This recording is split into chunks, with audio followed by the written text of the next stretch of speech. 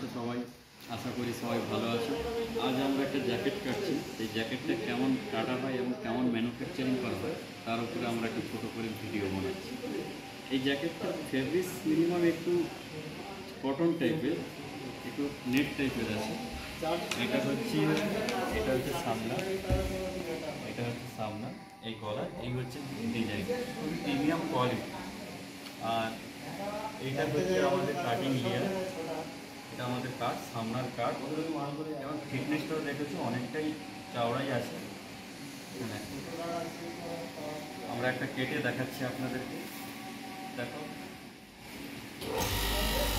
খুবই নিখুঁতভাবে কাটিং করতে হয়, তার কারণ হচ্ছে নিখুঁত না কাটলে দর্জিরা ভালো করে সেলাই করতে পারে না। বুটিক সেলাই টাইপের বললেই চলে।